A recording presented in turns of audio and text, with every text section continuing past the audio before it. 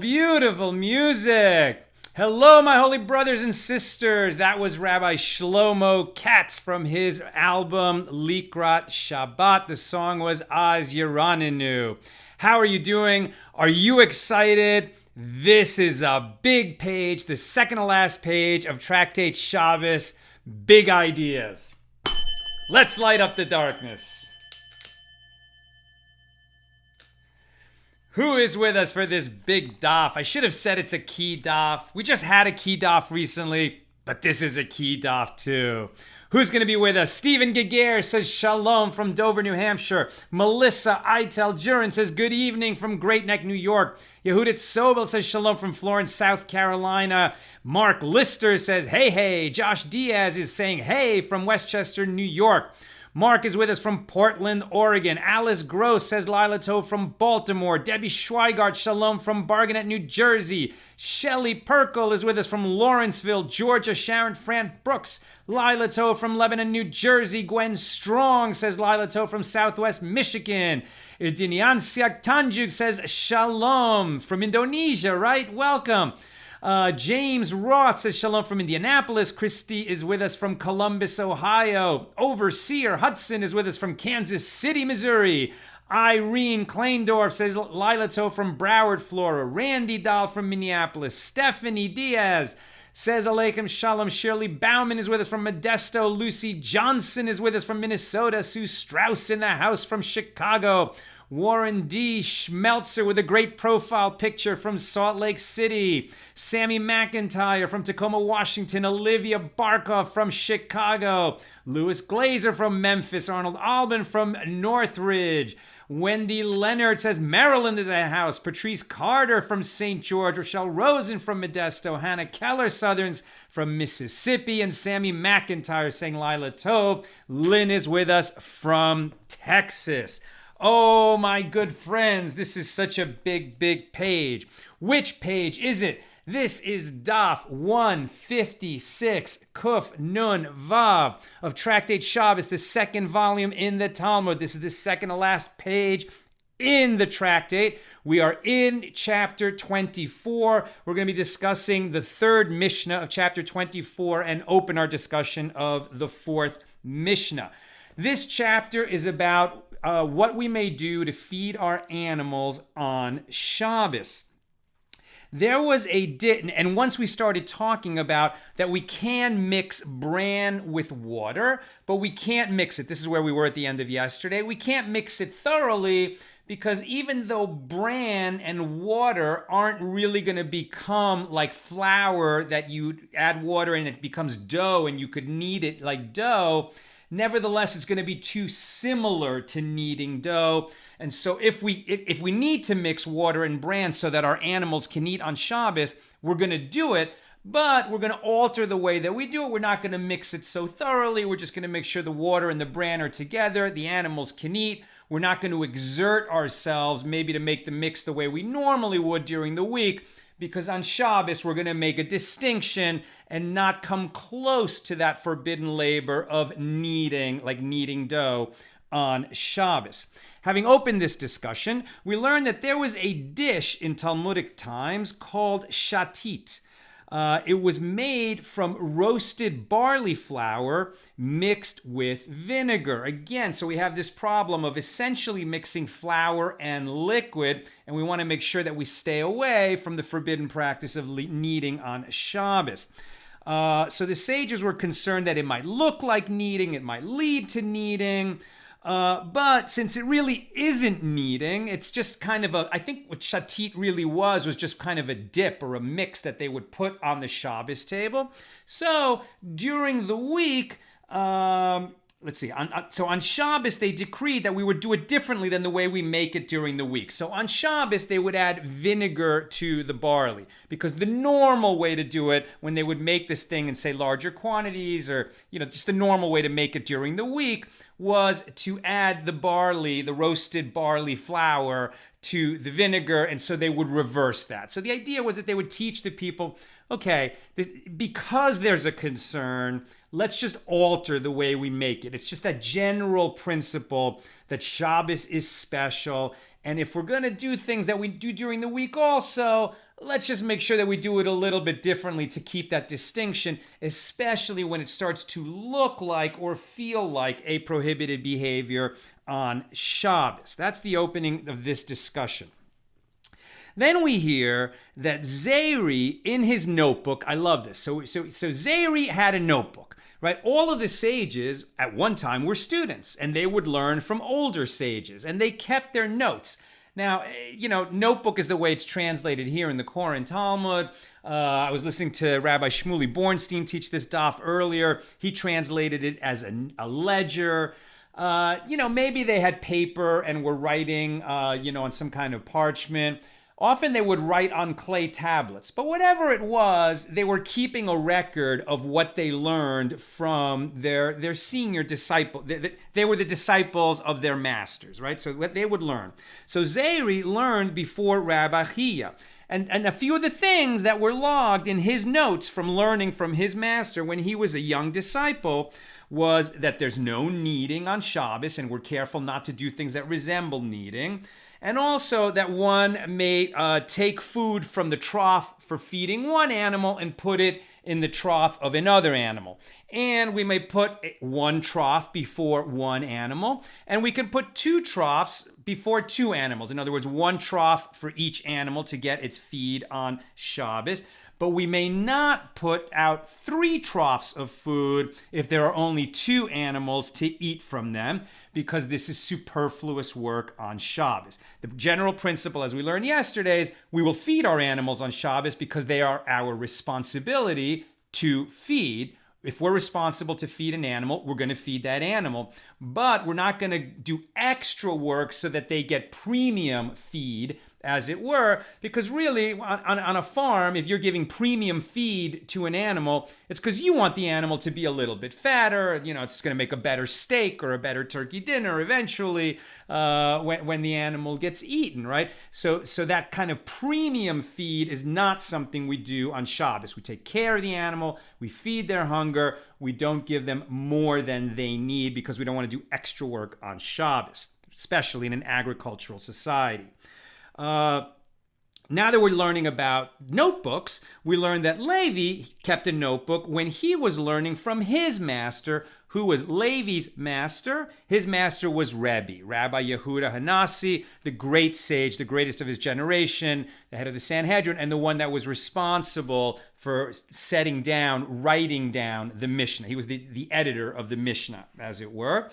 Rabbi said, no, this Shatit is wrong. We shouldn't be making Shatit on Shabbos because this mixing roasted barley flour with vinegar to make a dip, it's too similar. We're mixing flour and water, and that's going to make some kind of a dough, and people are mixing it. That's kneading. That shouldn't be done on Shabbos.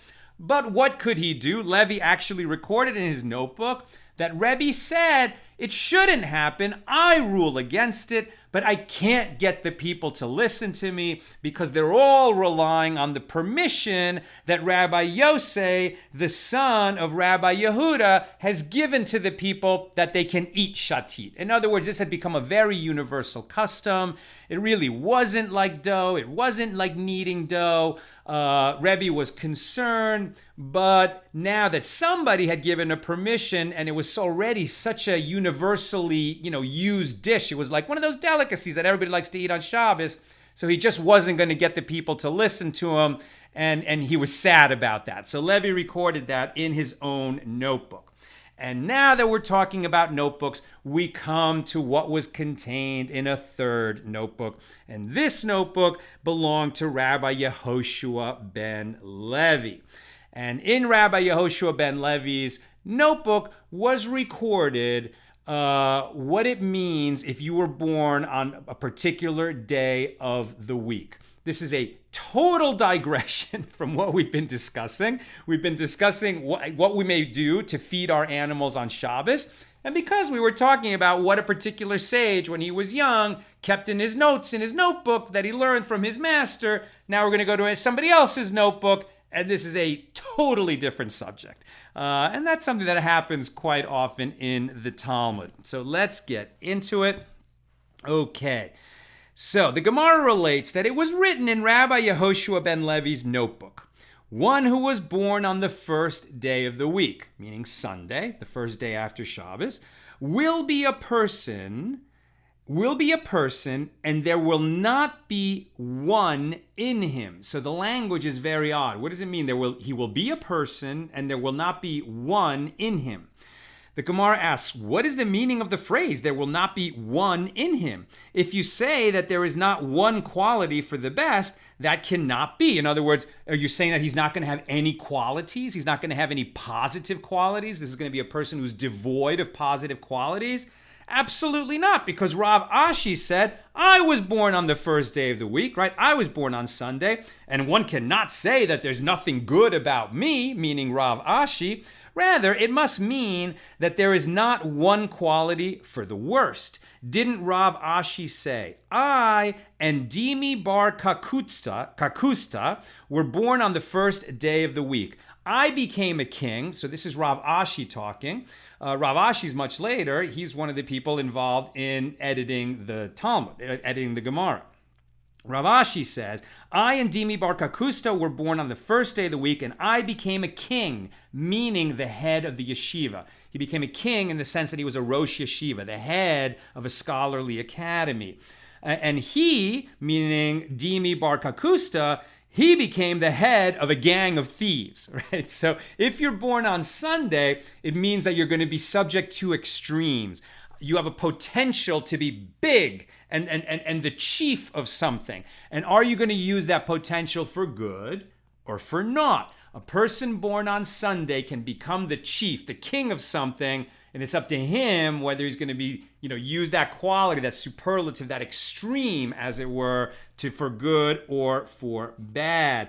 Rather, one born on Sunday is either completely for the best or completely for the worst. What is the reason for this? It is because both light and darkness were created on the first day of the creation, right? On the first day, God said, let there be light, and he separated the light from the dark. That was the first day. One who was born on the second day of the week, Monday, will be a short-tempered person. What is the reason for this? It is because on that day, the second day of creation, the upper and the lower waters were divided. Therefore, it is a day of contentiousness. It is the day of division. That's the first time that there was real division in the world, that places were divided. On the first day, God separated light from darkness, but where was the light and the dark? Right? Wherever the space God carved out for the universe, okay, there was light in it. On the second day, he divided the upper waters from the lower waters, right? These aren't waters like on earth. These are mystical, spiritual waters. And somehow there was a division between the upper and the lower. One born on Monday is somebody who's subject to contentiousness. One who was born on the third day of the week will be a rich and a promiscuous person. What is the reason for this? It is because on that day, the third day, vegetation was created and it grows abundantly, but it is also mixed together without boundaries. So somebody who's born on Tuesday is somebody who's associated with when the vegetation came into the world. And vegetation, it's so abundant in the world, it's a person of abundance. But he has to be careful because in all that abundance that can come into his life, if he's not careful to draw distinctions, he may be somebody who's subject to be a hedonist, right? He could be too much of a pleasure seeker. Too much is too much. One who was born on the fourth day of the week. One who was born on Wednesday. I was born on Wednesday. So I was happy when I read this passage. One who was born on the fourth day of the week will be a wise and enlightened person. What is the reason for this? It is because the heavenly lights were hung in the heavens on that day, and wisdom is likened to light. Let's light up the darkness. This t-shirt is available with many other good ones in the AT store at shop.accidentaltalmudist.org. It's been really... The shirts are selling. People are loving them. They're really popular, and this is one of the most popular shirts. One who was born on the fifth day of the week will be a person who performs chesed. The fifth day of the week is associated with chesed, with loving kindness. People born on Thursday are kind and generous people. What is the reason for this? It is because on that day, the fish and the fowl were created, the fish and the birds, and they do not receive their sustenance by performing work for people. They are sustained by the kindness of God alone, right? Even when fish and chickens and other birds are raised by humans to be eaten, they still don't have to work. They just, hang around and eat until it's time to be eaten. And even out in the world, they don't have to work that hard, right? Fish live in the sea. I mean, their food is all out there. They have to catch it. But just like the birds, they live in three-dimensional space. They can go anywhere. They can go anywhere to get their food. God was very kind to the fish and to the birds. And a person born on the day that the fish and birds were created, on Thursday, is someone who is associated with kindness. And just as God is kind to him, he or she should have that quality of passing that kindness through to others. One who was born on the sixth day of the week will be a seeker. Rav Nachman bar Yitzhak said that this means that he will be one who seeks out mitzvahs, as most of the activity on Friday involves preparation for Shabbos. I was almost sorry that I wasn't born on this day, because I've always seen myself as a seeker, but this idea that you're looking for the higher purpose, you're looking to poke your head behind the veil and see what's really going on in the world. Somebody with a great curiosity, somebody who wants to cleave to God, right? To attach themselves to God and to holy things and to spirituality and to higher purpose. That's a quality associated with somebody born on Friday. One who was born on Shabbos. Now this sounds negative, but it's not. One who was born on Shabbos will die on Shabbos. Why? Because they desecrated the great day of Shabbos on his behalf. Rava bar Rav Shaila said, and he will be called a person of great sanctity. This is a person who holiness is wrapped up in her or in him. Holiness is an inherent quality in a person who was born on Shabbos because they were born on the sacred day of Shabbos. So that was all Rabbi Yehoshua ben Levi sharing from his notebook what he learned. And what's interesting, right? This is in Rabbi Yehoshua ben Levi's notebook, but it's not what he learned from someone else, right? So he said these things and wrote them down in his notebook. Now, Rabbi Chanina heard from his students that they were learning from Rabbi Yehoshua ben Levi that a person's characteristics are very much influenced by the day of the week that they were born on, because they're associated with that energy that still lingers in each day from the work that God did during the 6 days of creation and the holiness that he assigned to the seventh day.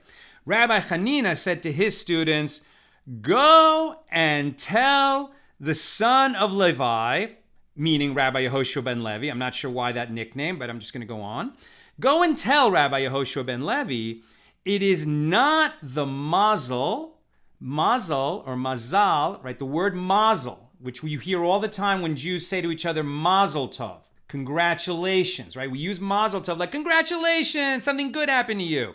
But mazel tov means stars that are good, mazal tov, or constellation, right? So Rabbi Chanina said, go and tell Rabbi Yehoshua ben Levi that it is not the mazal of the day of the week that determines a person's nature, but rather it is the mazal of the hour in which a person was born on the day that they were born. Okay, so he's disagreeing with Yehoshua ben Levi. It's not which day of the week, it's which hour of the day is going to determine your nature. So according to Rabbi Chanina, one who was born under the influence of the sun will be a radiant person. He will eat from his own resources and drink from his own resources, and his secrets will be exposed. If he steals, he will not succeed, because he will be like the sun that shines and is revealed to all. Now, before I continue, I should mention, so what does this mean? Which hour of the day is associated with the sun? So the way this works is that there are 7 signs in this system that Rabbi Chanina is mentioning, and they are the sun and the moon and 5 planets: Mercury, Venus, Mars, Jupiter, and Saturn, right? So these are the visible planets, visible to the naked eye, plus the sun and the moon. And they're going to be associated with certain hours of the day. I'm going to hold this up to the camera for a moment. And then later, if you're really curious about this, you can come back and, pause on this and sort of figure out which one is involved for you. All right, so that's the chart. You could probably find this somewhere else online. I'll try to take a photograph of it, and we'll put it in the comments later. This is in the Koran Talmud. Okay, so there are hours of the day. There are these influences from the sky are associated with certain hours. What's the first hour of the day? The first hour of the day is the day begins at night, right? So the first hour, I'm not even sure. I guess the first hour is once it is night, right? Not evening when we're not sure, but once night has actually started and the new day has begun. So I'll go through this fairly quickly, because then the real interesting discussion is going to be, is this true or not?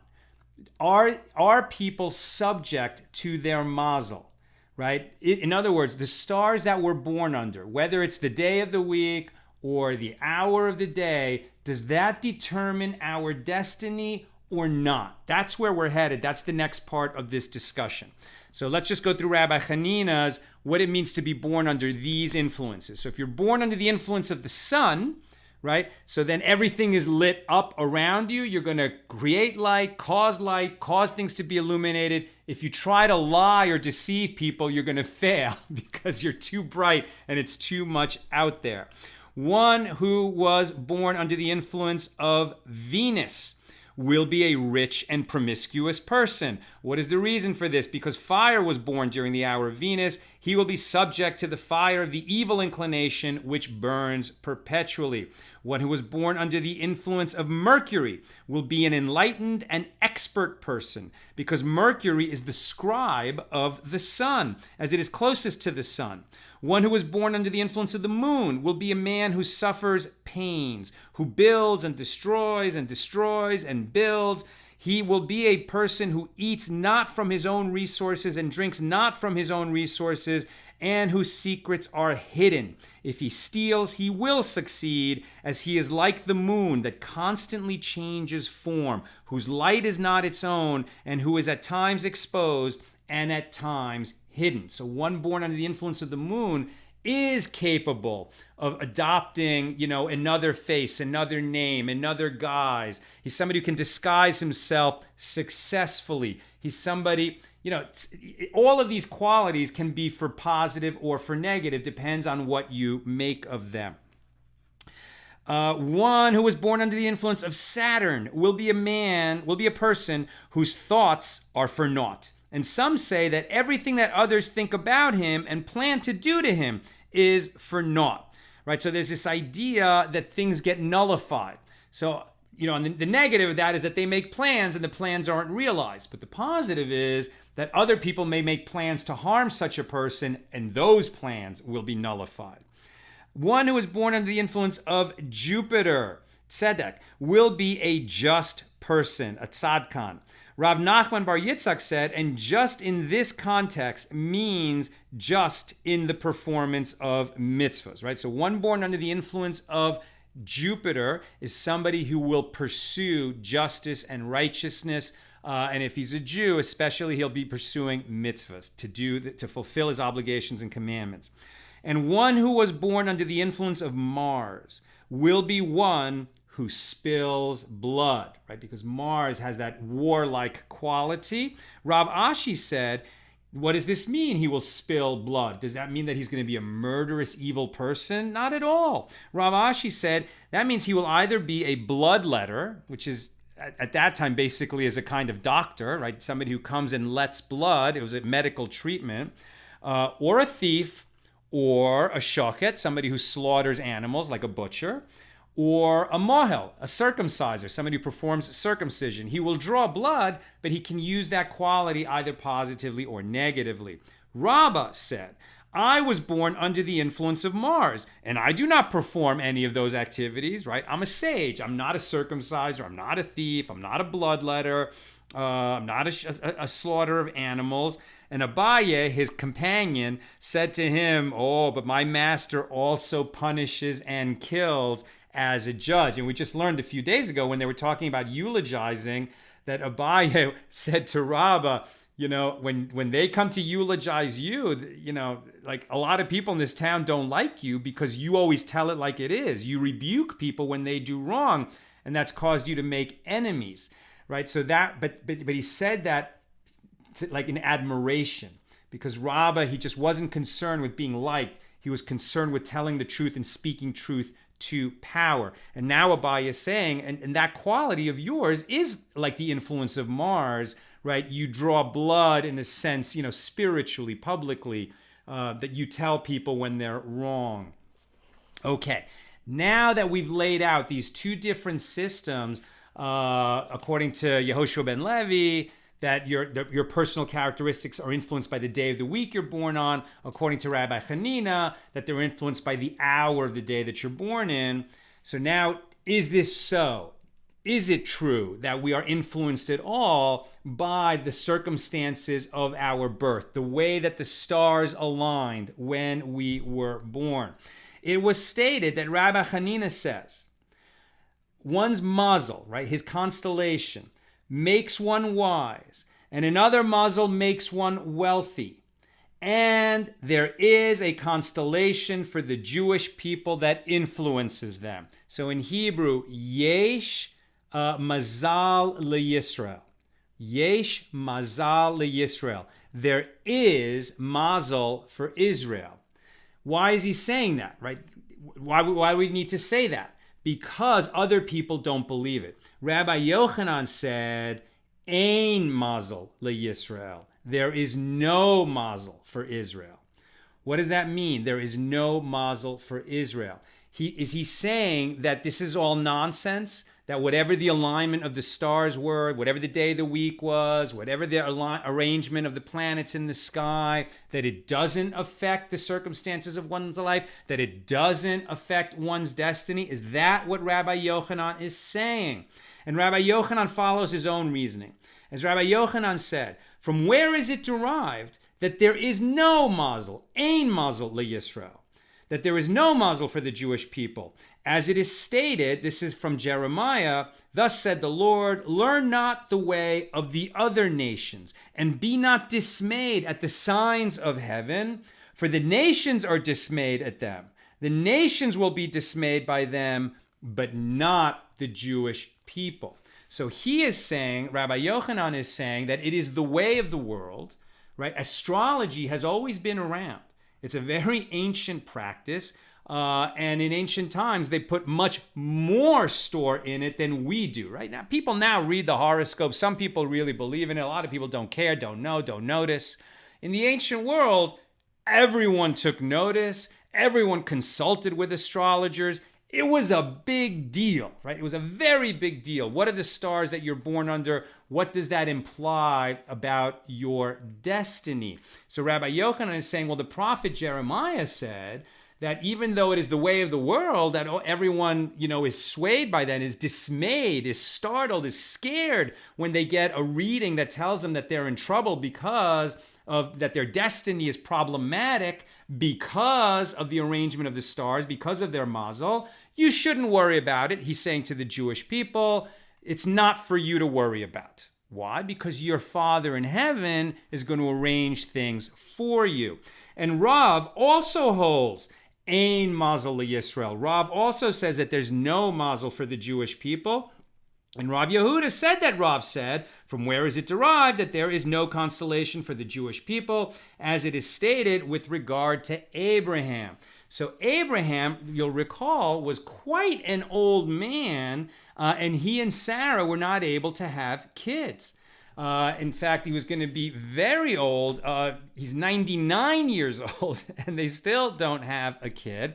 He has Yishmael. So it seems that maybe Sarah was the one who was unable to bear. And so she gave her maid to him, and they produced Yishmael. But God had told Abraham that, you're going to have a child with Sarah. The two of you are going to have a child. And then through him, you're going to have this people that all the world is going to bless themselves by. That's going to be the Jewish people. But it seemed to not be happening. And so we have a midrash here, kind of not sourced in the Torah, but in the rabbinic literature, that Abraham consulted with his astrologers, as everyone did at that time. And the astrologer said, yeah, you're not going to have kids with Sarah. And so he went to God and he said, well, my astrologer said we're not going to have kids. And God laughed and said, I really don't care what your astrologer said. You're going to have a kid. Don't worry. If your astrologer said you're not going to have a kid because Jupiter is in the west, I'll move Jupiter to the east. Whatever I need to do, it's God. God is talking. God can rearrange the world as needed. So that's another source, according to Rav, of why there's no constellation, no destiny as ruled by the stars for the Jewish people.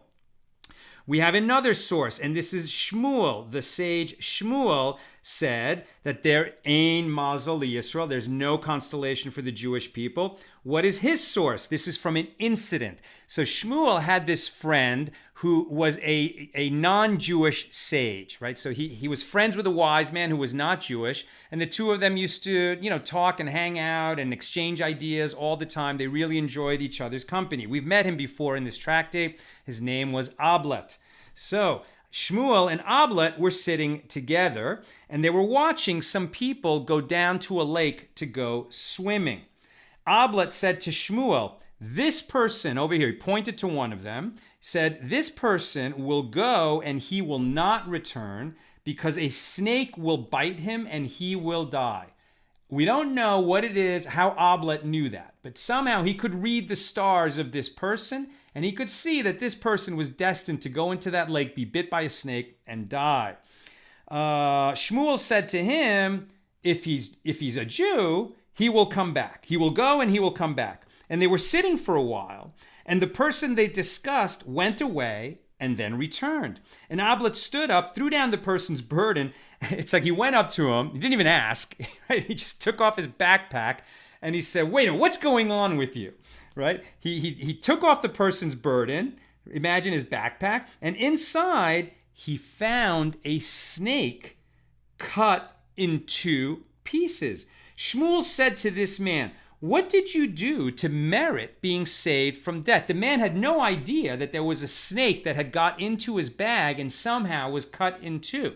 So Shmuel asked this guy, did you do something worthy? Perhaps that is why you were saved from this death.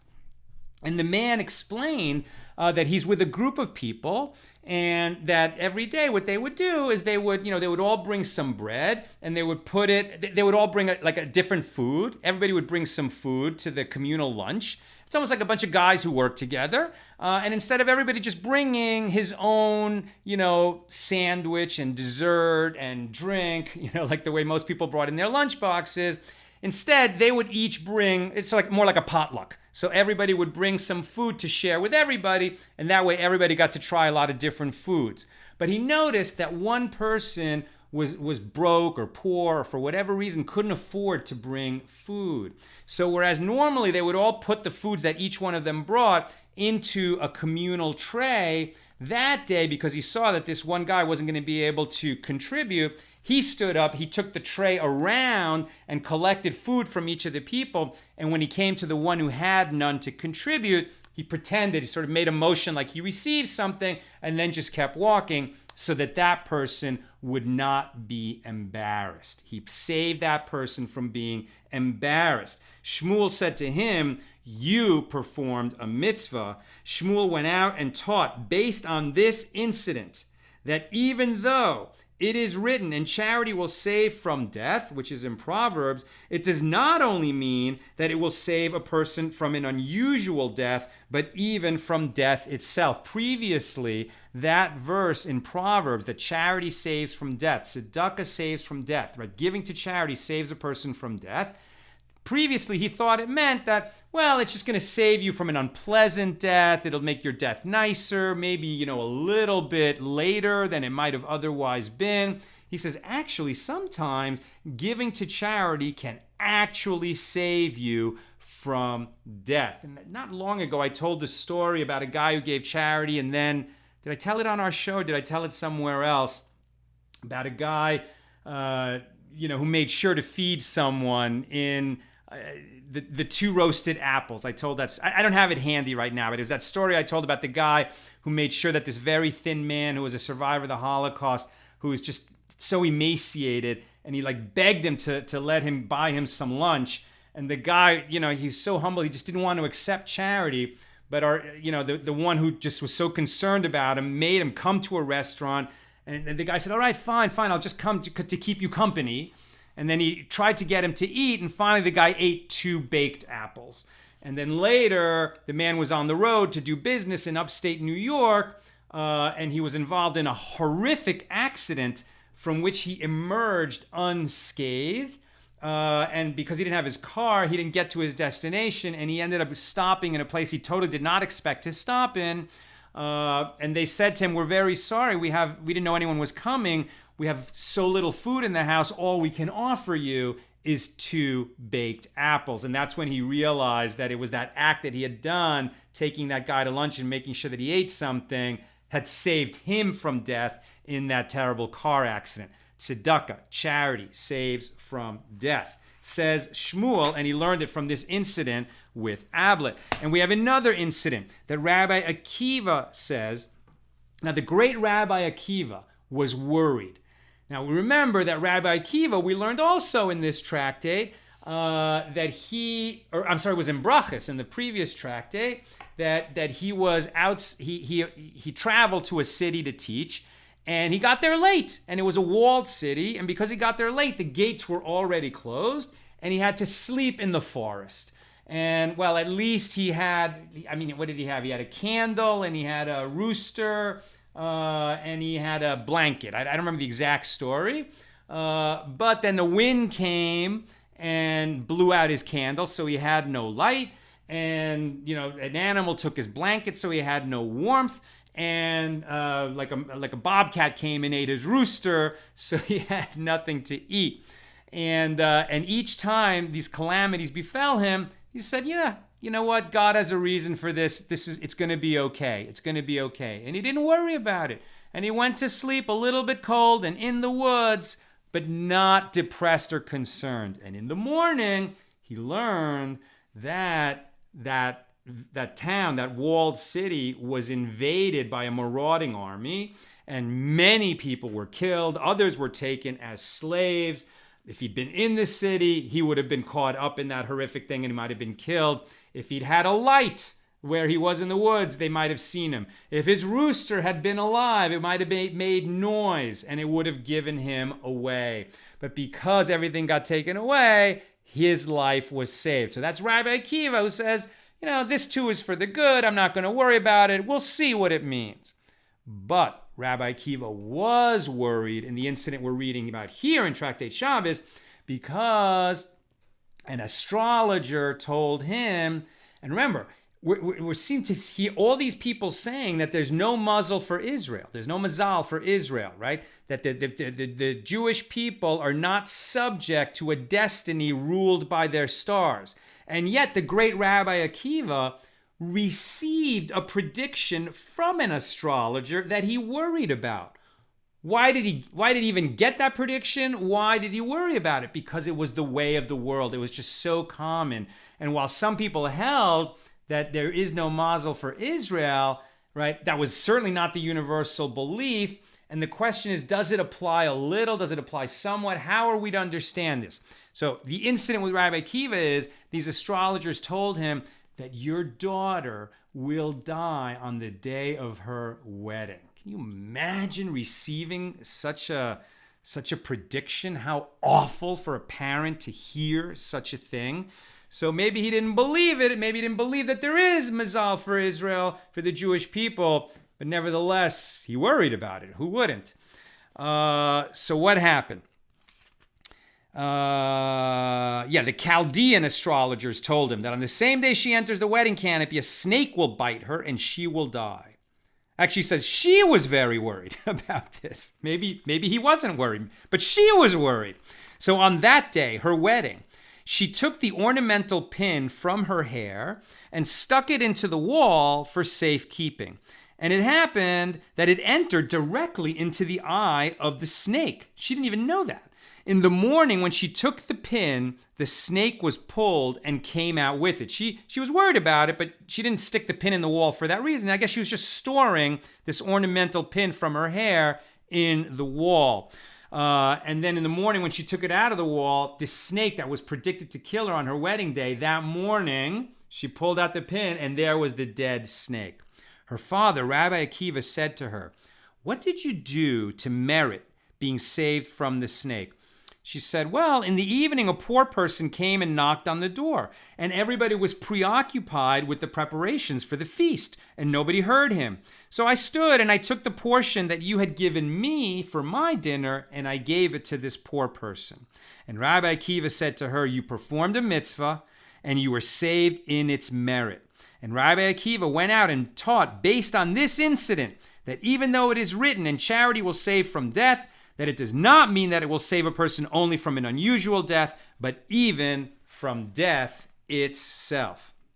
And then I'm going to tell one last story about this question, and then we're going to discuss it a little bit more. And from that which transpired to Rav Nachman bar Yitzhak as well, it can be derived that ein mazal leYisrael. There is no constellation. There's no predestined outcome based on the stars for the Jewish people. As the Chaldean astrologers told Rav Nachman bar Yitzhak's mother, "Your son will be a ganef, a thief. Your son will be a thief." So when the boy was born, the astrologers told his mother, "Your son is going to be a thief. He's destined to be a thief." What did she do? She said to her son, she did not allow him to ever walk about with his head uncovered. Now, we're just so accustomed to seeing that religious Jewish men, observant Jewish men, keep their head covered. I always wear a hat, but I have the kippah underneath. Why? It's not a commandment in the Torah that we keep our heads covered. It's not. It's not a commandment. But it has become such a universal practice among Jews that it has all the strength and authority and power of a Torah obligation. You have to do it, right? If you're going to be an observant Jew, you got to keep your head covered if you're a man. Where does it come from? What is the source for that? This is one of the sources for that. Why did she want her son, who was destined, according to the astrologers, to become a thief? Why did she want her son to keep his head covered? Why? Because keeping our heads covered inculcates, develops for us, promotes fear of heaven. That's why we keep our head covered. The meaning of having one's head covered is that I submit to God in heaven. I have fear of heaven. I have awe of heaven. I believe, in God and God's Torah, and I want to show that I submit to the will of God, to the law of God, that I love God. For sure, we're commanded to love God, but also the beginning of wisdom, says Proverbs, is fear of God. Fear of God means that I believe that if I misbehave in this world, there's gonna be consequences. I may not see it in my lifetime, I may not see it today, but there will be consequences. I fear God, and so I behave. I will not be a thief, for example. One who has fear of heaven is a person who's going to conduct him or herself with righteousness. That's what it's all about. So she said she did not allow him to uncover his head. And back then, it was not a universal practice. The sages did it. The sages went around with a scarf over their head. Children did not cover their heads, but Nachman bar Yitzhak, his mom made him cover his head from the time he was a child. And this saved him from his destiny, which was to become a thief. She said to her, son, cover your head so that the fear of heaven will be upon you, and pray for divine mercy. He did not know why she said this to him. He's like, what, am I different than the other kids? He didn't know that there was a reading, an astrological reading, that he was destined to be a thief. One day he was sitting and studying beneath a palm tree that did not belong to him, and the head covering fell off his head.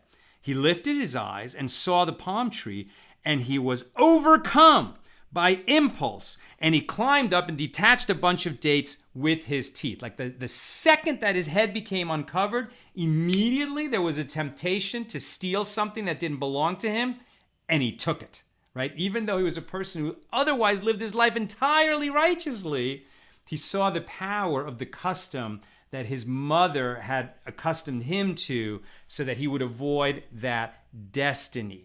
So, at the end of all this discussion, what does it mean? Is there mazal for Israel, right? Are the Jewish people subject to a constellation, or aren't they?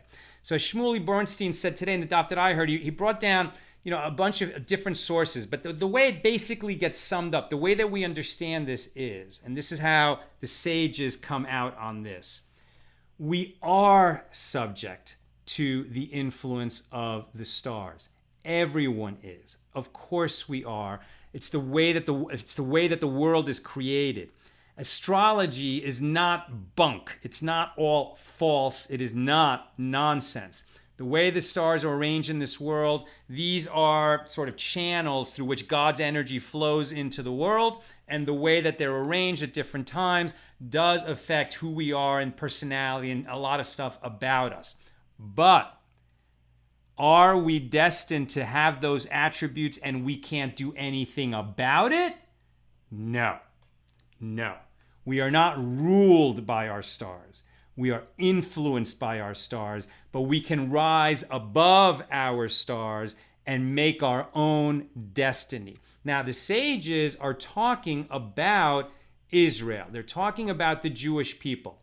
Does that mean that non-Jews are enslaved, as it were, to the destiny of their stars. No, it doesn't say that. It doesn't say that. It said in the beginning, the first source that was brought down by Rabbi Yochanan, right?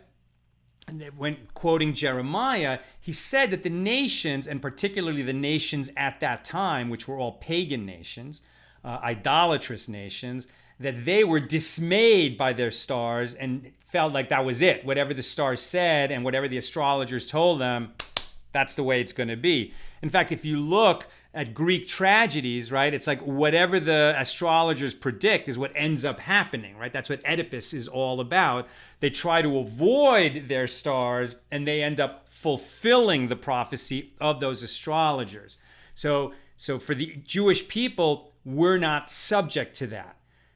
Does that mean that non-Jews are subject to that? It doesn't say that. It doesn't say that. So I think that we can all learn from these principles. How is it that we rise above our stars? How is it that we rise above these influences and these tendencies in our personalities? How?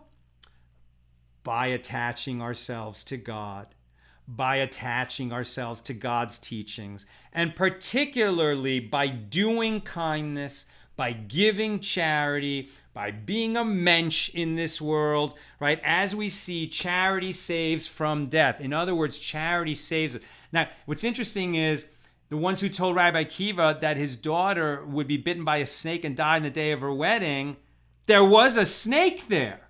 When Ablet said to Shmuel, this guy's going down to the lake, he's going to get killed because he's going to get bit by a snake.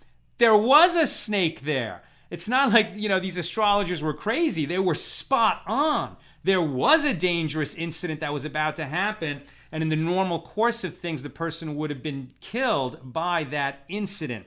But we can rise above those outcomes if we attach ourselves to a higher authority than the stars. Why? It makes perfect sense.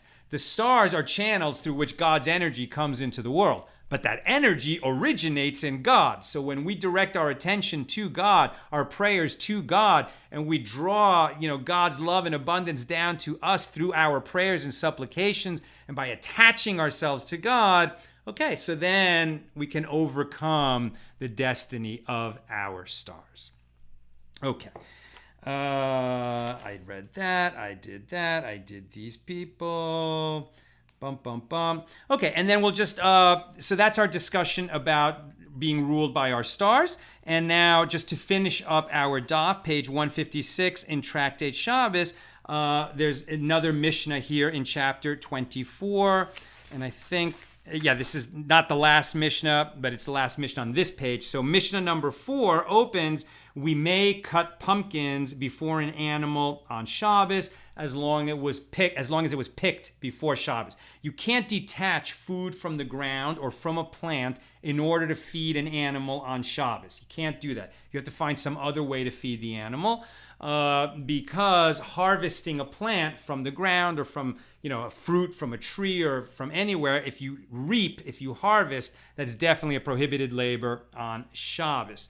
And as we learned yesterday, now it's here in this Mishnah, we can cut a carcass, an animal that wasn't slaughtered, but that just died in some way, and we can cut it up and feed it to a dog. Although we learned yesterday, if the dog doesn't need it to be cut, if he could just take bites out of that dead animal, then he should do that. But if he can't, because it's a small dog and his teeth aren't strong enough to take actual flesh out of a dead animal, out of a carcass, then we can cut strips of meat for the dog.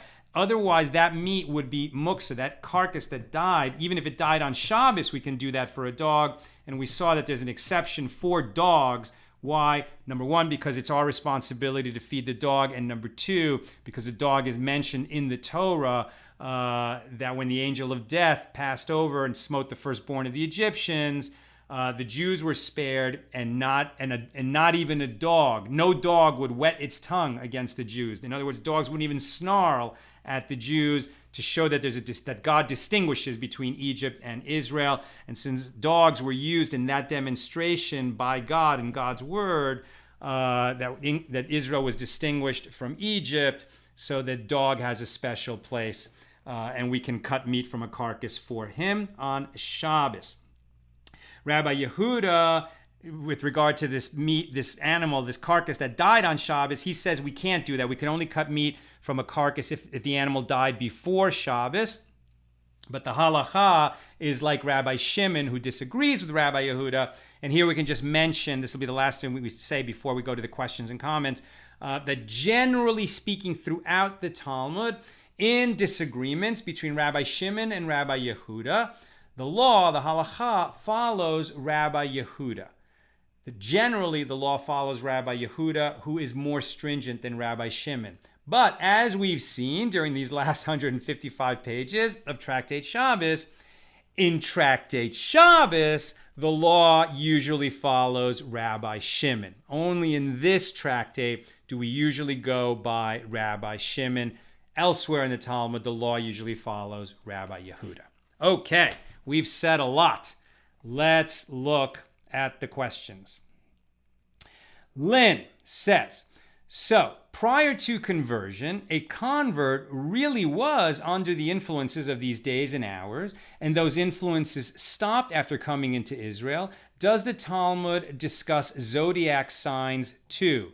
Yes, it does. Later in our journey through the Talmud, we will be talking more about the 12 signs of the constellation.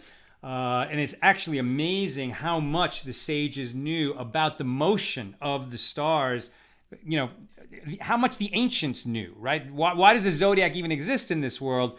It's because just through the eye, without telescopes, they observed so much about the movement of the stars and measuring the solar year, and their calculations were astounding, just astounding.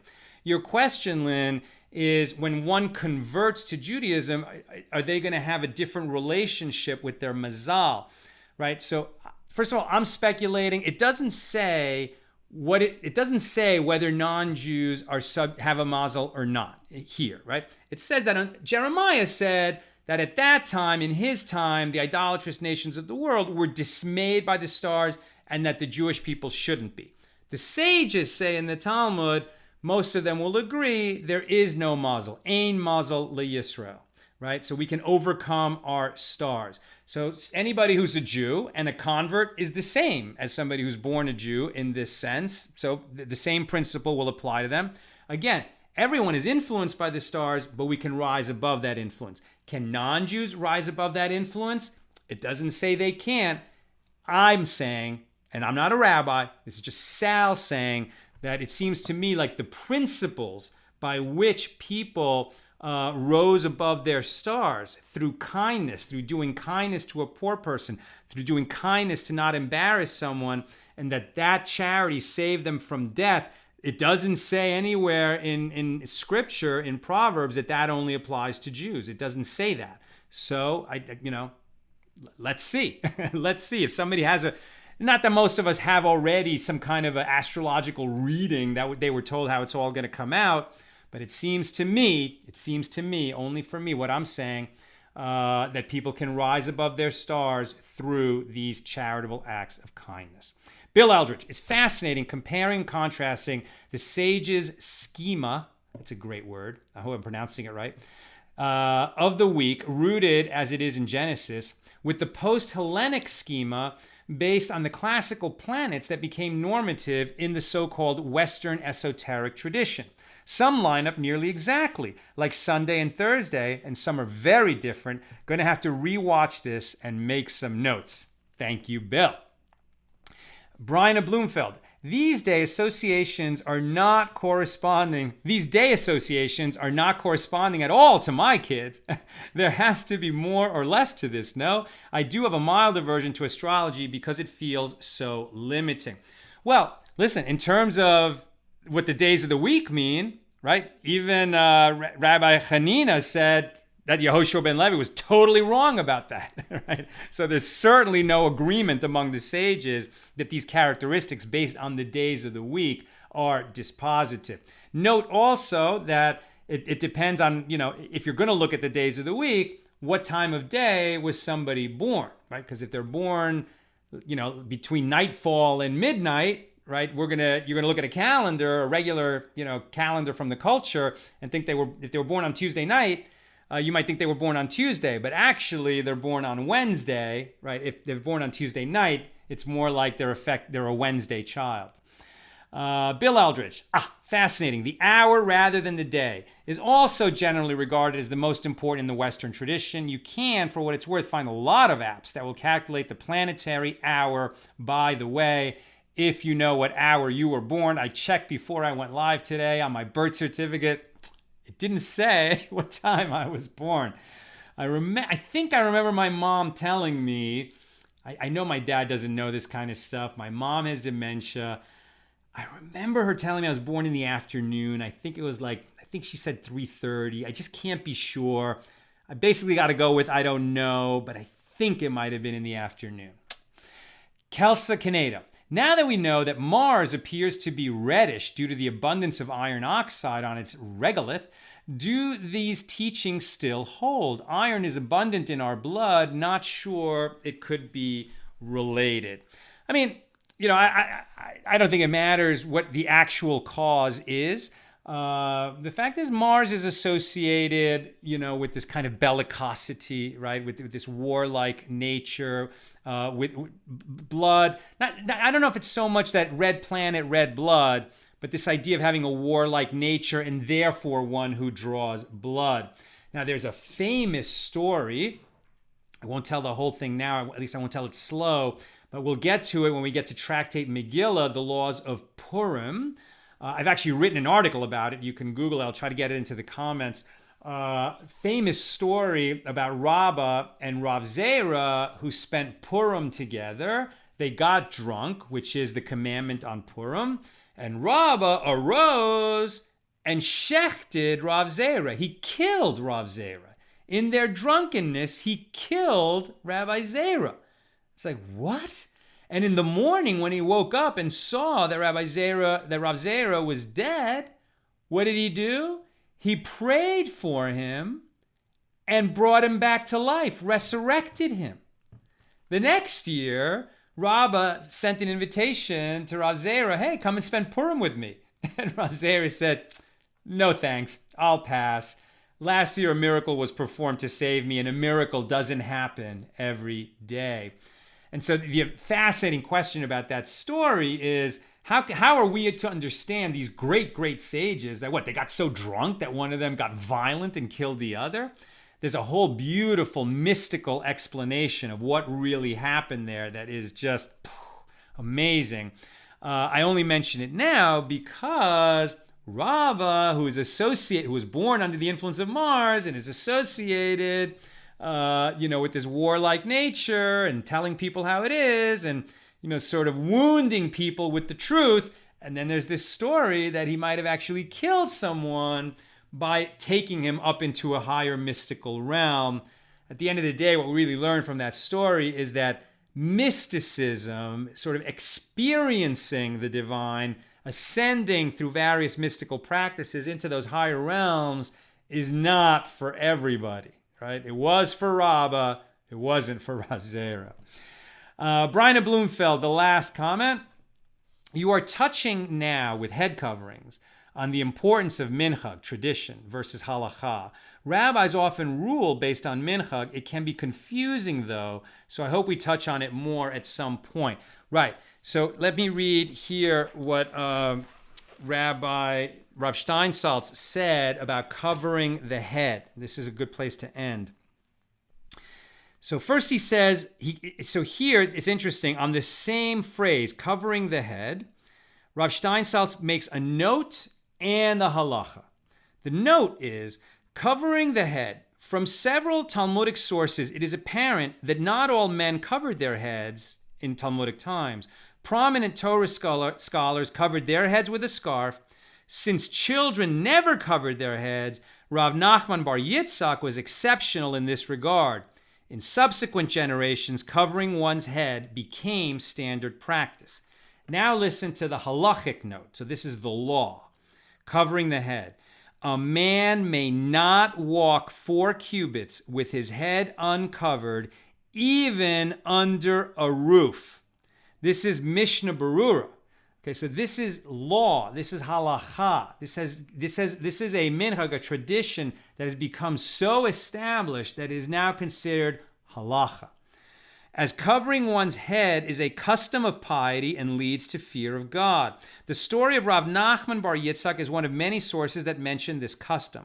Although there are halachic authorities who explicitly characterize covering one's head as merely a custom of piety, that includes the Maharshal and the Vilna Gaon, so major authorities who said that it's only a custom. The majority of Jewish men are especially vigilant when it comes to covering their heads, and this is ruled in Shulchan Aruch as well. So yes, its basis is basically in tradition. It wasn't a commandment, but this particular tradition has become so established that it has the full weight of law. This is a law. This is something that Jewish men should do. If you're thinking about it, hats are pretty cool, right? If you think it's too big a move to walk around, with a kippah on, it's like, oh, that's too big a statement for me. So just become a cool guy who wears hats. But that's a big step forward. And I can say that, for me, this has been 20 years that I keep my head covered. But once I started and really committed to it, it's just, I don't know. It really changes your life because you're saying, I can't walk around with my head uncovered. It's because I submit to God. It's just a reminder that God is always over me and that I got to do the right thing. It's an important reminder. Okay, my friends, we said a lot. We went through a lot. Our basic takeaway is that the stars we're born under are influential in our lives, but we are not ruled by them. We can overcome our stars. How do we do it? Not just by fighting our stars, not just by saying, I'm going to do something different than what my stars say, but by attaching ourselves to God and to good deeds, to be a mensch, a source of kindness in this world. That's what's going to make us overcome our stars. Oh, and I'll see you tomorrow, God willing, 7 p.m. Pacific, when we make a siyum, when we complete track